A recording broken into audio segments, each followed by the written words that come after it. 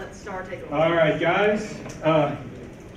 We get started real quick. So in 1860, America started building the railroad out west, and dozens of thousands of Chinese immigrated to America. Dozens of thousands. And with them, they brought their culture, in particular their food. And so some of them, a lot of them worked on the railroad, but some of them were the cooks. And they were, cooking that delicious food. And at some point, one of the Chinese people had to be like, hey, you do such a great job with the food, you gotta open your own place. It'll kill. So the guy was probably like, all right, I'll open my own restaurant. So off he goes, he opens his restaurant. And he starts, selling his Chinese food. And when the regular, the people that were already living there find out about it, they go in and check it out because they've heard so much about it. And but they get to the menu and they're like, I don't really understand this. And he's trying to explain, no, it's you put this in it, there's peanut sauce and bamboo shoots, and the guy's like, no, wait. Here's what you do. Get a big table and just lay it all out there, okay? And I'll just pick what I want. And so the Chinese buffet was born. And that's what this speech is going to be. It's just one big list of stuff. There's some of it you're going to be like, man, now that's what I'm talking about right there. But there's going to be some of it that you're going to be like, I don't know about that one. So this is going to be just like one quick Chinese buffet of crazy knowledge. All right, here we go. All right, so the first one, can you move that cursor real quick? It's already on my nerves. Okay. And it's already stopped. Video guy. Is your clicker on? Is the clicker on? Is your clicker on? It is on. It has, Okay. yeah. Can we get a technical person now? All right.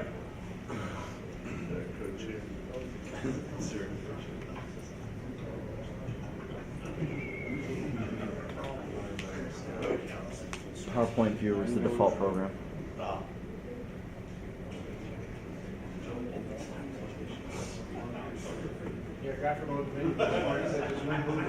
All right, here's the first thing. Here we go. Okay, the first thing is the Jimmy Pod. One of our electricians came up with it. All right, so it's a tripod, all right, but it's bolted to the side of right here is a scissor lift. Here's another shot of it. And so it comes with like a, he'll make a little plate for it where the camera goes right in. So all you need is the head. So we have this bolted to the scissor lift, but we also have it bolted to the towers outside. So when the kid goes out, all he needs is the head in his backpack and obviously the camera, but we have these bolted all over the place in the complex, so all the kid needs is the head. He sells these for like $300, so they're not very expensive, and again, you're not hauling a tripod in and out.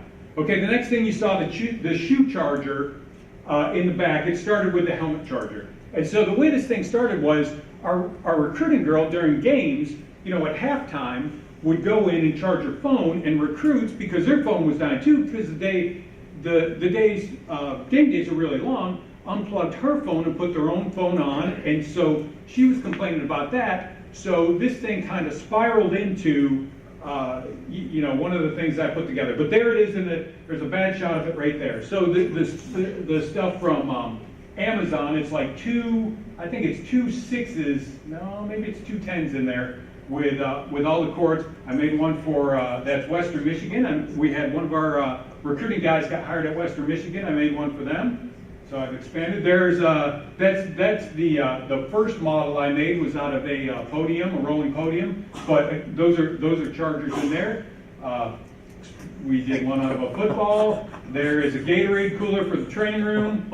But anyway, they're great for recruiting dinners and for game day. We use them all over the complex. That's the inside of the cooler. All right, the next thing is the pole. And listen, I don't want to, this is an oldie but a goodie, but let's go over it real quick. All right, there it is on Home Depot, $36.97 for the pole. All right, you got to take that top out. The very top of it, let me go back real quick, is like a mop handle. And so you got to take pole. Sorry? A painter's pole. Yeah, that's an extendable painter's pole, yeah. But the thread on the top is like a mop handle. So you got to take that thread out and then put in a light post for B&H. And then after that, GoPro mount, GoPro session, And there's the viewer right there, and you're good to go. The whole thing working for 300 bucks, 350 bucks, you're good to go. The next one is the Candra. All right, so this is I think the Candra is a great example of something that's dirt cheap but serves a purpose. All right, it is nothing more than a milk crate, a football belt, and some zip ties for when you go on a bus trip to be able to put your laptop on. And the thing is absolutely a cost of almost zero of things that you can find around the complex. But if you've ever been on a long bus trip and that laptop it's heavy and it's hot and you don't want to deal with it, the Candra is a great innovation. So that expands onto the camera. Now listen, this has nothing to do with the job. This is just me making up stuff, all right? I put it in here because it's one of my favorites. All right, so you get the Candra, right? That you're putting a laptop on top of a converted milk crate.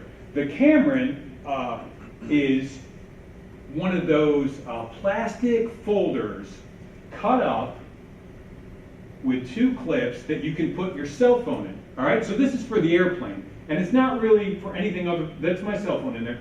Anything other than you can watch movies as soon as you get on the airplane now. And I was doing that one time, and it was train wreck, and there's a scene in there that you probably don't want to share with people sitting around you. So, thus the Cameron was born. And so there's the clips right there. It by Velcro goes onto it, and it's right there on the magazine rack in front of you, and you can watch movies, and you don't have to share them with the person next to you. The Don Rawson was one that I shared last time, but a favorite.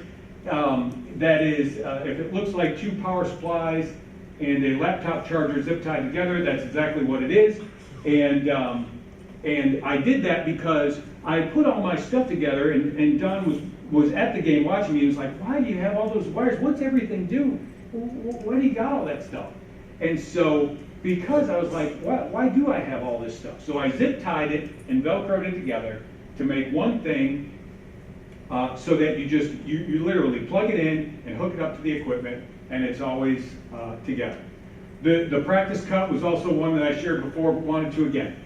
This is, I ran a Cat 6 all the way from my office, all the way down to where we film practice, and this is right inside the building. But it saves that walk back and forth all practice long.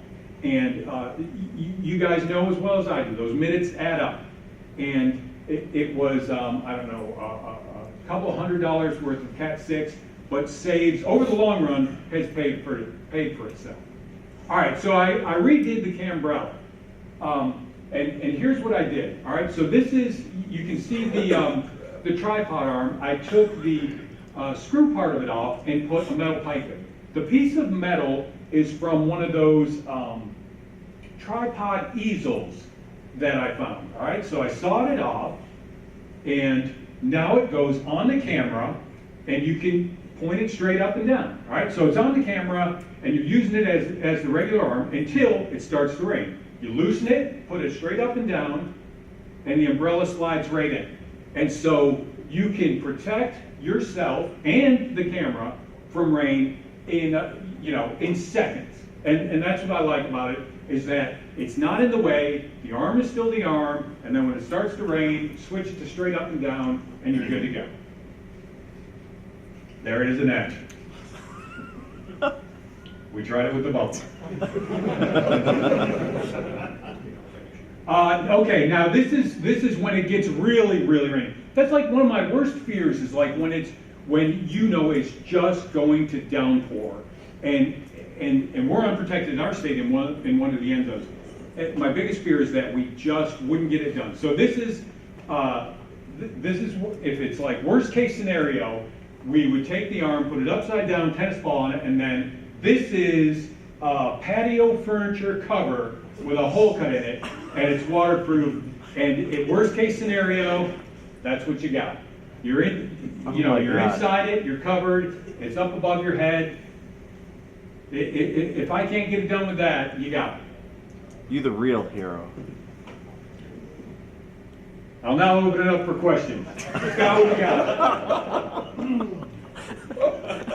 I'm sorry, I went fast, but But that was everything. That's awesome. How much is the Cambrella? Oh, I'm glad you asked. Okay, so in making all this stuff, I was like, oh, I gotta make myself one of those YouTube pages, you know, where like that Russian guy explains how he makes things from, you know, devices around the house. I was like, I gotta do that. But you know, I'm not a big social media guy. So although I've been a member of CSVA for a long time, I've never been on the website. But this year I'm on the website. So that's where I'm gonna put this stuff. I promise I'm gonna do it. I'm going to make the stuff and I'll put it on my CSVA so that I can share it with you guys. Yeah. Scotty.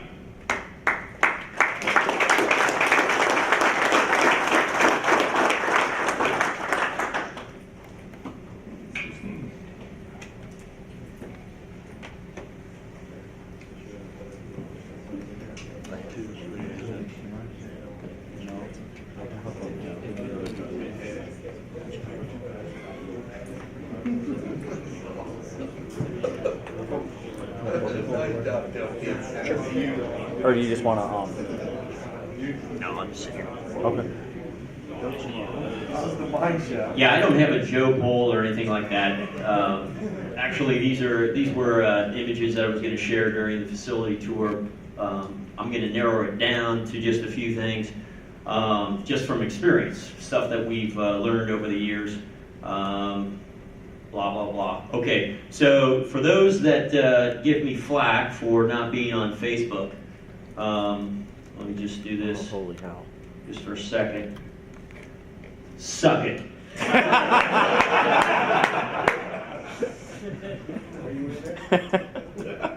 All right. So some of these images that I'll show you, like this image right here, some of the guys have already seen these images, and they are on Facebook. But they basically showcase what our workspace is about at the office, at our new office. All of those racks that you see there, stop playing. All those racks that you see there are all hand-me-downs, came from our old building. I stole them from our broadcast guy, and we had a local guy do all the millwork. He did the millwork for about $1,500 to make those tops. Jeff Folk helped us in our in the systems integration for our new building, and I asked Jeff, can I not pay 10 grand for you know, $100 worth of laminate? And he said sure. So we spent $1,500 on some local millwork, and which turned out to be really nice. Gotcha. No, that's cool. I'm just going to breeze through these. So these are, if you're interested, those are on our Facebook page. And just like what you've seen in some of the other images, we've taken the concept of the fiber connectivity in our stadium. And so this is one of the large 50-inch displays in our office that we sit in front of. And the thing is that what we've learned over the years is that we want to have some flexibility in how we and where we conduct business. So this is in our office. While we don't have a 50-inch screen upstairs in the photo deck, we have an 18-inch screen that is showing us the exact same thing. So there's a staff member up on the photo deck that sees exactly what we see in the office. And because I'm old and my brain doesn't function at high capacity, so instead of it being offensive sideline and offensive end zone, whoever is manning the camera for the day, that's the camera view. So I know when I look up to the upper left there that it's Morgan's camera. I don't have to spend 30 seconds trying to remember what camera guy is out there.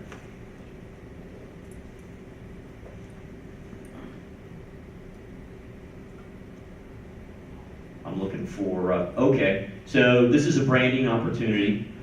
This is our stool upstairs on the photo deck, and our fan experience and branding people are very upset because that's an old logo. But that's where I put my ass at on practices and game days.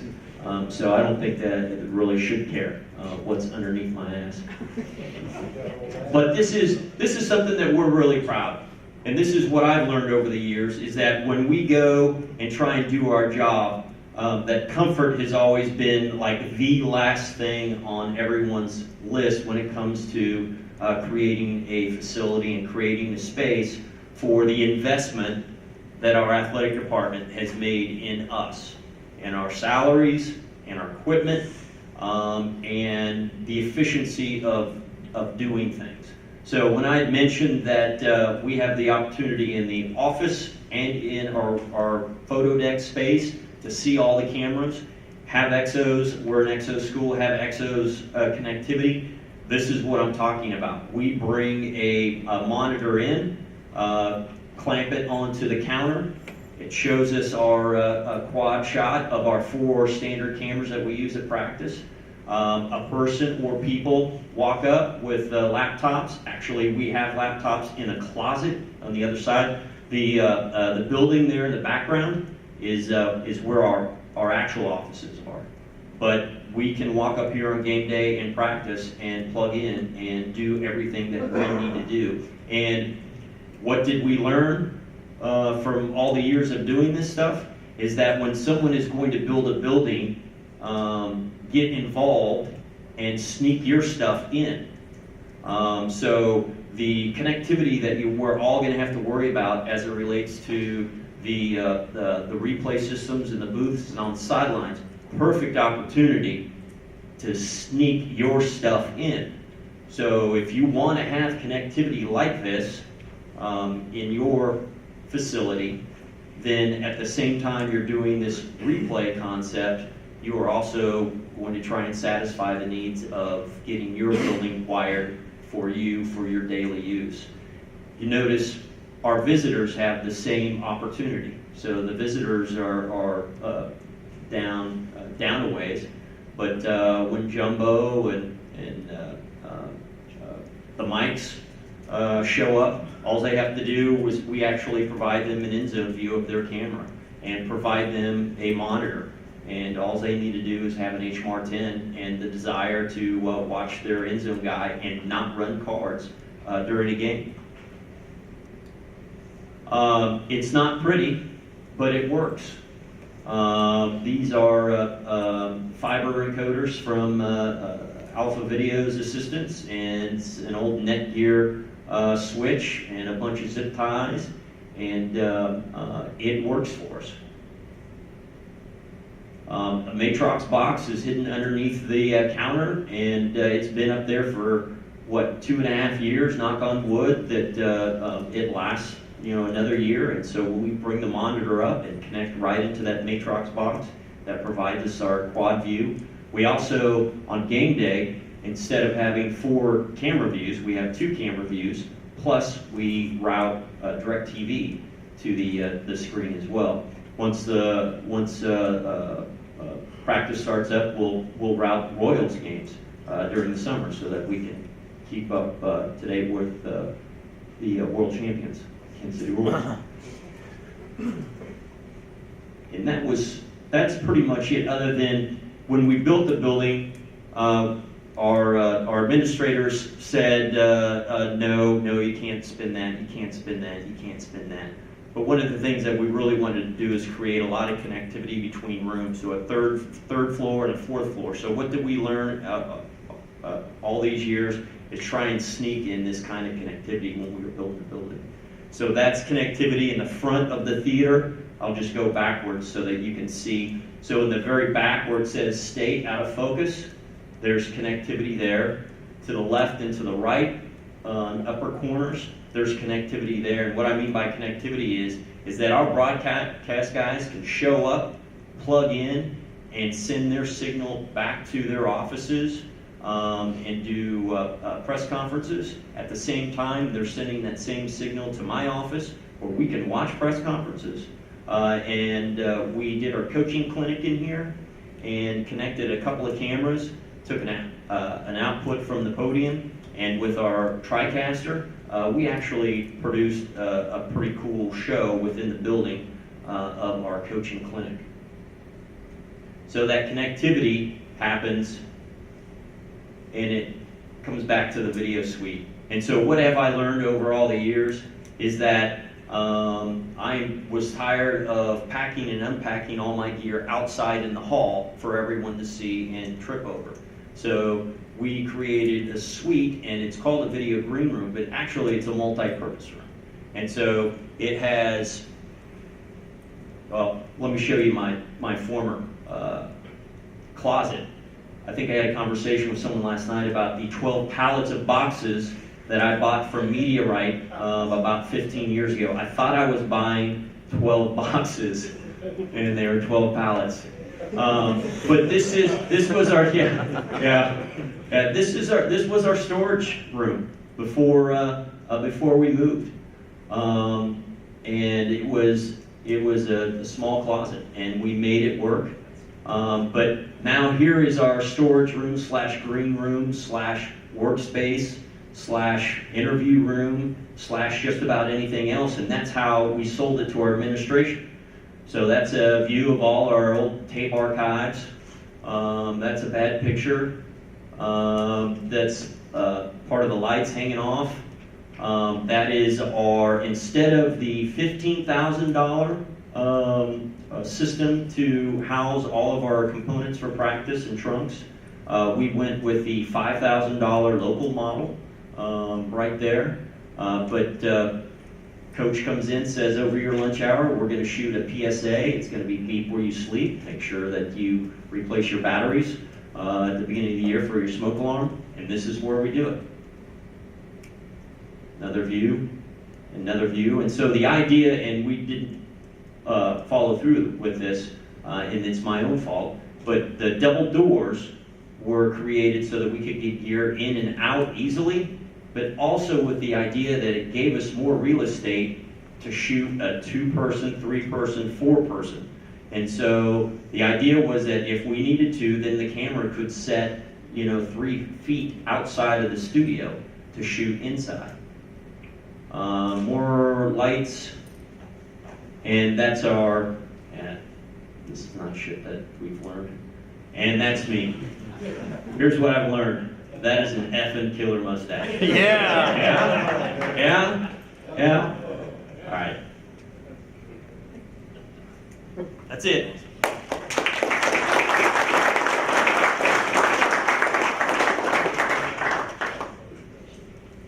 Who? Shivy, you in here? Yeah, I'm here. Did you learn anything? I made it to the tail end of this. I was doing other stuff, sorry. You're not presenting with us? No, I was gonna kind of post, but you kind of took that over, so I was doing other stuff. Okay. Well, I'll take over and Without further ado. What has anybody else learned? Just out of curiosity. I get, we can do it before, right? Yeah, we got some time? Yeah, we've got time. Okay, cool. Scott, can you hit shutter on the side there? I like looking in this blue light. Ken Norris, you have to have some kind of knowledge. You have to have learned something in all of your time. Wooden sticks are better than the current sticks we're using? No. Okay. Lisa, I mean, you had to have learned something from Ken? From Ken? Maybe? I learned a lot from Ken. What's something you might have learned from Ken?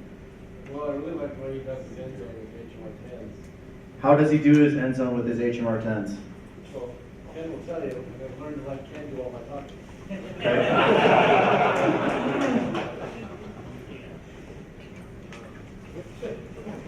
I'm coming back to you, Ken. I don't want you to walk up here. I'll make this like a talk show. You're not? Do you guys really want to hear this? Yeah. Seriously, I think Alabama explained it last year or the year before, basically what we have fiber going from the end zone to an MDF closet at the TV trucks, and it's patched from the TV trucks up to the sideline location, and that's how I get the signal. Fair enough. Hey, Ken, not everybody heard that last time, so. And digital is okay, he says. What else? What else has anybody else learned? Has anybody else learned how to use, and I'm not being a jerk when I ask this, I use this all the time. Who uses VPN from home? VPN, does anybody not know what VPN is? It's okay if you don't. It's where you remote into your system from home. You remote into your system from home and log into your system. You can import your games on Sunday morning, Saturday night. You play at 11 o'clock. Sorry, I'm in the central time zone, so I'm time adjusting everything for central. You play an 11 o'clock game. Your opponent plays a 7 o'clock game. You stay up and watch the end of your opponent's game at 10:30, and then you're calculating how long it's going to take Will Brown to post his game. Will Brown does a good job of getting his game done. About 11:30, I jump on the interwebs, look at Dragonfly, or I'll look at whatever Ken Norris is sending me, and I'll get that game. I'll go ahead and import it. I'll work up the XML, and I'm done by midnight with my game. That way, I don't have to rush in the morning on Sunday morning. Is VPN a paid product? Because TeamViewer is a free one that does the same thing. So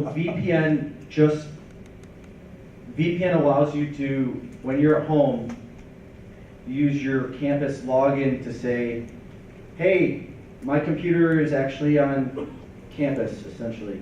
I don't have the best way of explaining it. Ken, can you explain it better? Anybody else explain it better than that? You still need to Secure login. virtual team. Yeah. But you still need to use MS. Depending on your network. Depending on your network, you still need to use something like MSTSC, or you can use Type VNC or TeamViewer. Like what I ended up doing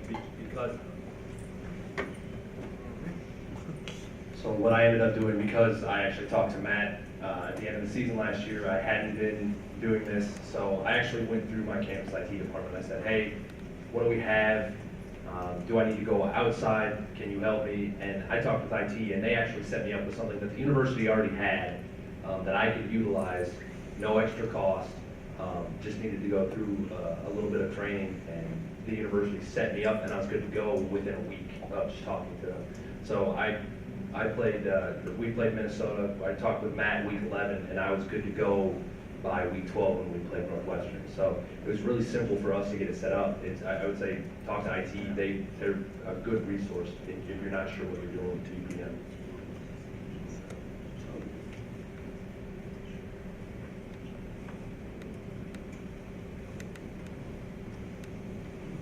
I think the only reason why you use VPN is if you have firewalls. You're trying to, log into your servers back in your office, and VPN is a tool to connect to your network.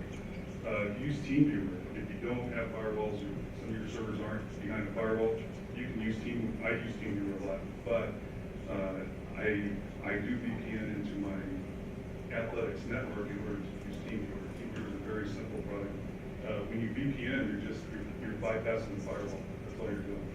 And I don't think there's a tool. You have to use another tool to actually talk to servers, or you can use remote desktop, as you said. Yeah. That too, but VPN is just to penetrate your firewall. That's what you need with VPN. What else? What else has anybody else learned? I learned that this year that Watch ESPN only keeps games up for 1 week. If anybody goes off to record games off the internet, I know I was waiting to record all of Indiana State season, whatever was posted until the end of the year. It was gone in February. I was not happy. So, what else? Anybody?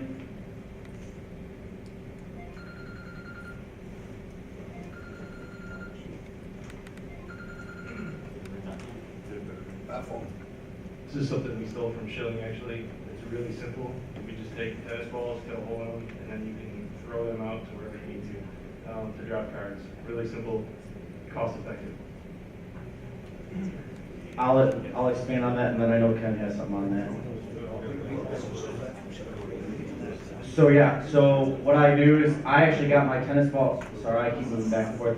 I got my tennis balls from the tennis team. They're gonna throw them away, right? I got a bag of 50 tennis balls. They're giving them away in 50s. I'm like, what the heck am I gonna do with 50 tennis balls? So I cut about. I do the first one I did is as an experiment. You know how the lines kind of come together on the tennis ball in the middle? I kind of went from the middle of the one side to the middle of the other side. Just use a razor knife and cut it open. And then I played with it a little bit just to see how long I needed to make it. I used my SD card, dropped it in. It's a little bit of tight squeeze to pull it out. I'll get all the way back up here. And then I used a black permanent marker to mark the hole. I thought that was like the most important thing because you don't want your kids to be up there because they don't always have like 2 minutes to kind of dink around and pull the card out and put it in and all that kind of stuff. No, so it's just a quick thing. It's just a quick visual. They can pop it out and then throw it down.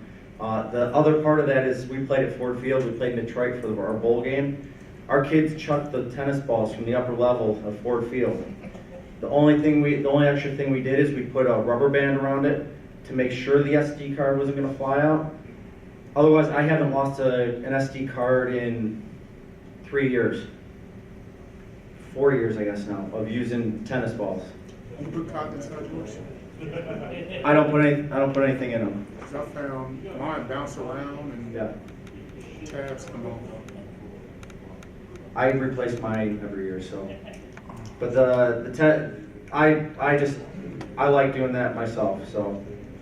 Oh, I actually bought some little black card cases from B&H, they lock, and we chuck them across the street. So, because my in zone across the street, and like, how we go over the I've also seen Nerf tennis balls used, or Nerf footballs used. I know the 49ers use it. I know there's a handful of other teams use it too. Oh, go ahead. We use gravity. No, we have this little rain spout like you would have on the side of your house. And we take the card and we match it with the P2 card. And we put it in and we just drop it down the rain spout into a cabinet that's got all kinds of foam rubber and everything. And it just... And then you go down, and you open the door, and there's your card.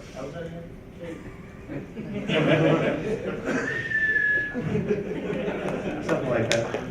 The other thing is, about 10 years ago, this guy named Joe had this weird idea about a Joe pole camera. I thought was awesome, and Billy almost killed me for trying to make. And about 3 years ago, we hired a coach who wants the Joe pole. So you never know when you're going to learn in one of these things that it's going to come around and help you out. I know one thing we started doing this past year is we bring a multi-tool in our camera bags, and we go ahead and we take the chances of if security stops me, I'm going to go ahead and beg for forgiveness later. Kind of like Todd going through security today. Nobody? So I did like the idea from ODU about keeping a nickel in your pocket. So I thought that was good from earlier today. If you guys missed that with working with multi-sports, you can go back and watch that on YouTube next week.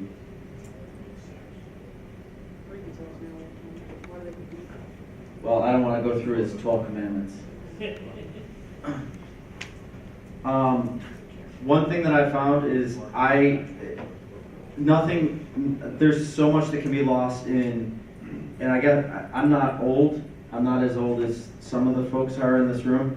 But the one thing that I found is that a lot of things, I called you old once. Leave me alone. The one thing that I found is that a lot can be lost in digital communication. Especially for folks that are younger in this room. I know that I don't mind sharing film with folks, but I love getting a phone call as opposed to a text message or an email or a Facebook message. And I'm guilty of it too, but I'd rather call up Matt Engelbert and I'll blow smoke up his ass for 5 minutes before I ask him what he wants. But you'll learn. Yes, you. Sometimes. blowing a lot of smoke. But at any rate, I'll call somebody and I'll talk to them for a few minutes, and it might just be whatever. How's your family doing? How's the team doing? If it's middle of the season, just trying to get to know the person, and that's a good way to make connections really quickly. Yeah, Matt. Can I flip that around? Sure. When I get requests for video, don't email me. Don't text me on my university phone. I don't want a record of it. If you guys want it, it's easier for me to help you out. If it's a Facebook message, that can't be traced. Or call me. That's one thing I've learned. If it's documented on the university, then probably won't be able to help. Does that make sense? Matt's not here right now, that's just a hologram.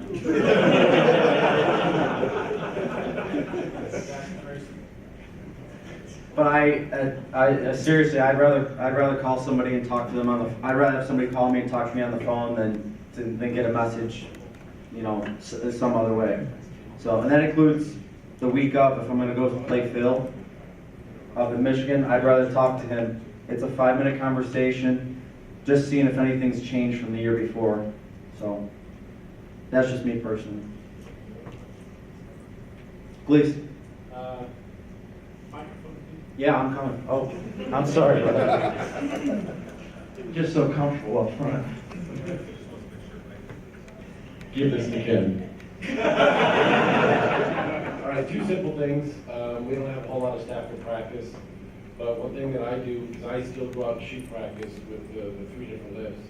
On a piece of paper, I'll write down each camera guy and the drops that we do, and I'll write down what he actually shot, because it doesn't always come out in practice the way it does on the practice schedule. And I send in a picture to the guys that are doing the importing. So sometimes the radio with the frickin' music that's going on, they can't hear me, what I'm saying. It's like, Joe's shooting this, Tom is shooting that. It's like, what? It's like, bah. So pictures are better than trying to explain it. Special teams period is the best period because there is no music, thank God. And then on game day, I carry a little Darby side, just a little daylight table with removable legs, so I can edit right next to my tripod.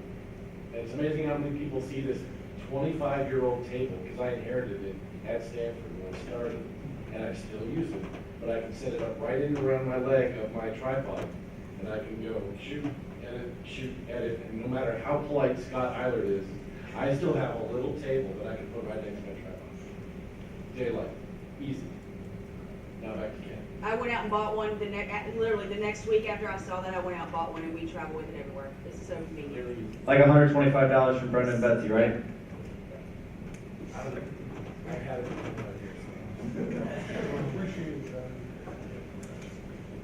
Yeah.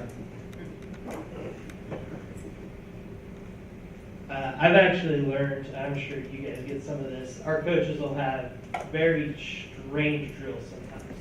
Don't know how it's run, have no clue, they'll try and explain it. I tell them, print me out a diagram of it. That way I can print out an extra sheet, show it to my students, this is what it's going to look like.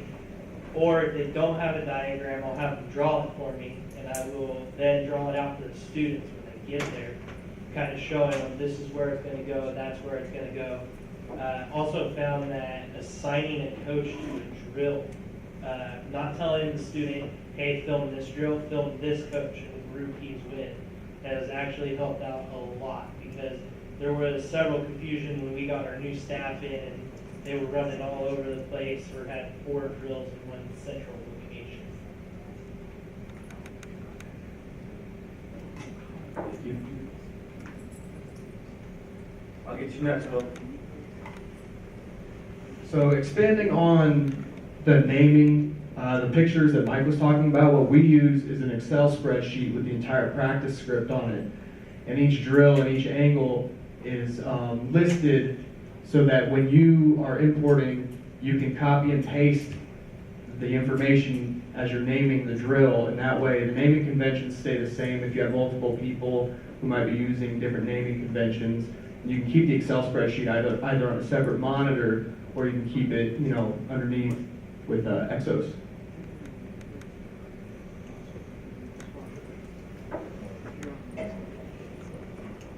All right, so something I kind of learned this spring is I treat every practice as a road game.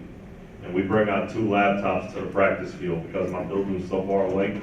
And we shoot to our 2 end zones are across the street in buildings that you have to go up elevators in. So basically we come right back to the field. We edit everything up until like period 18 out on the field. One kid takes defense, I take offense, and then we walk in, sync it, and we just have the last.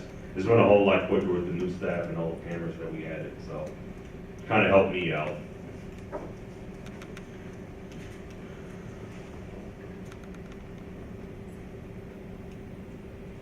What else?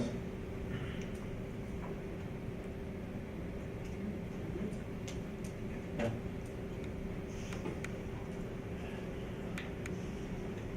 Somebody asked me about this last night. I mentioned it. I want to tell you a little bit about it. We're doing a lot with TV copies. There's a subreddit. It's our CFB uploads. And on Monday, like usually Sunday, Monday, they'll have all the games from the past week on YouTube. So you don't actually have to capture them back. You can go to KeepIt or whatever you're using to rip the videos. You can get them right there. They're have all the commercials cut out, and they're pretty good about getting them up. They only last about a week before YouTube catches them, but if you're on top of the TV copies. Repeat where it's at. It's a Reddit r/CFB uploads, and they have everything. They had spring games up there this year. A lot of other like smaller stuff you might need for your coaches shows. Sometimes those are up there too. So it's kind of the same videos that you and Kick had, like actually hosted on their site, but it's through YouTube, so you can actually pull them down really quickly.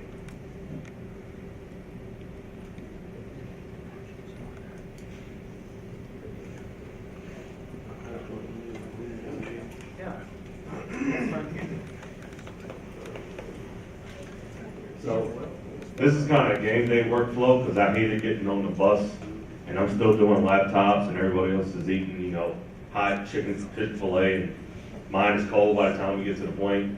So what I do is I drop the first, all the quarters, right? 1, 2, 3. Fourth quarter, I don't trim. All I do is intercut. Take out the whatever dead plays, intercut it, and then I pop in 2 SD cards for XOs and export the game as I'm walking down to the locker room. I get to the locker room, I take the 2 SD cards, one for offense, one for the defense, and we just sit there and pop it out. And literally, I pick up a hot Chick-fil-A and I eat on the bus on the way to the airport. Yes.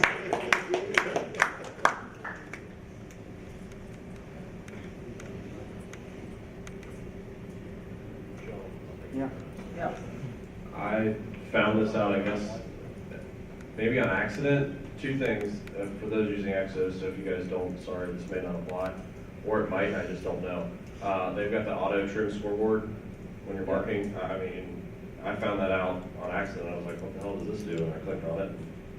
It just saves all that time if you had to manually trim your scoreboards. 120 frames equals 2 seconds. Yep, they do it by frame. So the other thing that I do, and I think it's kind of cheating, so it may help you. I mark my sideline. I ODK my sideline, and I make sure the plays match to the end zone. I go into the intercut tool before I even mark the end zone, and I hit auto force ODK, and it applies it to the end zone. I don't know if other people do that, but it saved me. You don't have to ODK your end zone then.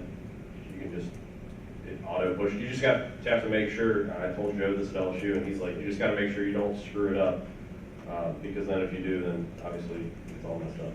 But that's what I do. Joe never screws it up. Chill.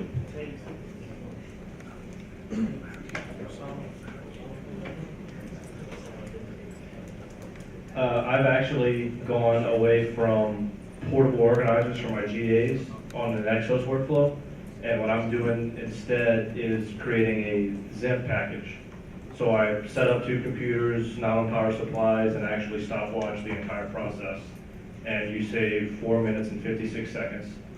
But the other benefit that you do get, so what I do for my workflow is plug in a USB hub, I have my SD cards, I set them up as asset management on my editor. I copy at the end of each quarter after I'm done trimming, I go into asset management, I say copy to this media drive, I let the copy run. So every quarter I'm adding the copy. At the end of the game, I say intercut, put it in the proper folders, export those edits as zips without media. Take the SD cards, plug them into the new ones, mount it as a volume, move over to the local so I don't have any SD card corruption. Import zip into a working folder. GA does data on the zip edit. Check-in machine, the data goes back to your original game. There is no export and re-import because that zip edit has the same edit ID as your original edit. So it just marries the data. So you don't have the text file possible export and re-import at the end of the process. So it sounds a little more workflow, but, and then we had a lot of media crash errors when my GAs would pass it around and change heading groups, you'd lose media on portal. You don't do that when you're trying to do it. So I'm happy to explain it in more detail to anybody that would be interested to make the switch, but just something to think about.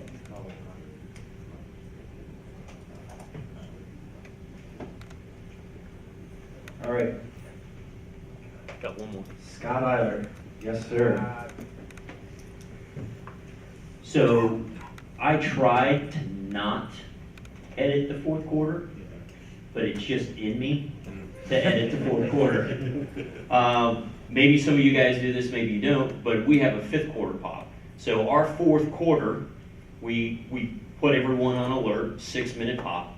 So at about 6 minutes on the clock in the fourth quarter, we choose, we're just kind of logical. There's a timeout, there's an injury, there's a score, whatever. So we're just kind of logical about it. The end zone guy, we're not radioing anyone. We might text and just say, hey, 6 minute pop, 6 minute pop. And so now the end zone guy knows that, hey, you know, at that timeout, we're probably going to pop. I'll look and I'll tell Dusty, yeah, we're going to do it. And I say do it because we may be knee deep in some problem trying to edit, and it's not even worth trying to pop for a fourth and a fifth time. But you know, the time comes and then you see that happening. But at the end of the game, we're bringing in 4 minutes of media and editing half of the time. And so that has really cut quite a bit of time on the road and at home off of our game. And another thing, we've been, over the past 3 years, it was 3 years ago, we were fortunate enough to be in a situation where we could purchase a bowl server.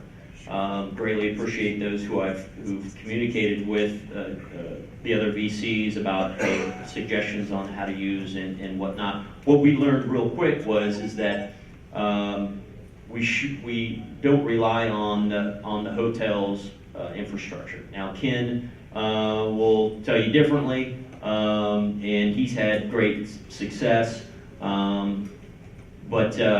So for our very first road trip that we took the bowl server, we estimated all our links for Cat 5, Cat 6 runs.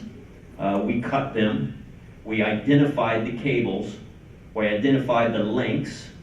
And so really, when it comes to bowl time, the past 2 years, when it's come bowl time, we estimate the links for the new hotel space. We look at the cables, 100 foot, 150. Yeah, we got it. We just send it away, and it takes minutes for Dusty and the staff to lay the cable back down. But we do it one time only. So.